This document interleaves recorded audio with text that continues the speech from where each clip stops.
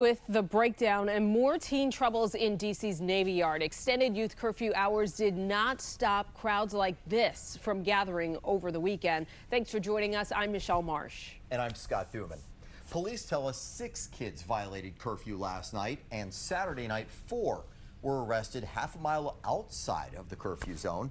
Our Rebecca Turco is joining us now live. She's at a Parks and Rec event in the district that's aimed at keeping kids safe and occupied during spring break. So, Rebecca, there are events like this happening all week, right?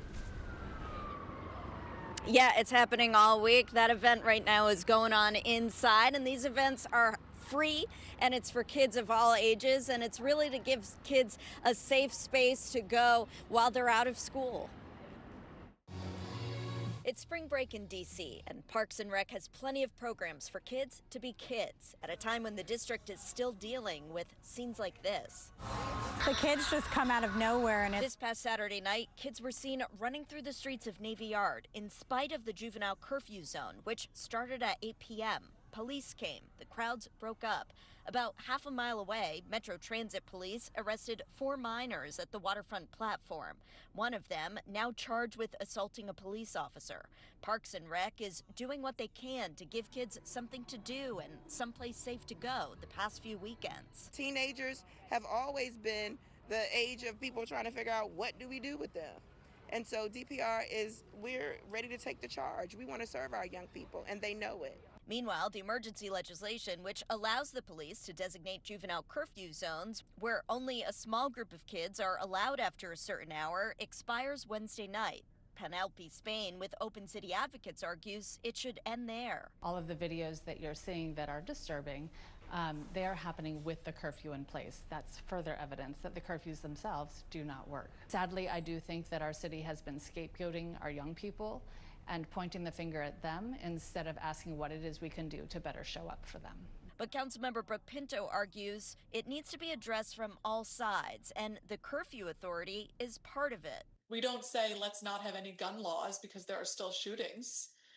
We keep moving forward with efforts to help drive down crime and violence and keep our kids and communities safe. That continues to be what guides me.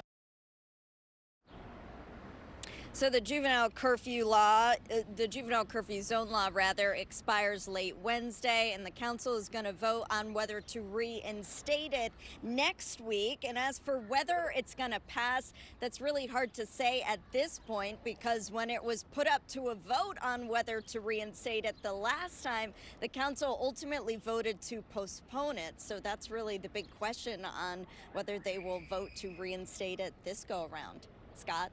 Yeah, and I remember the mayor had some tough talk about that decision. Rebecca, what's next from there?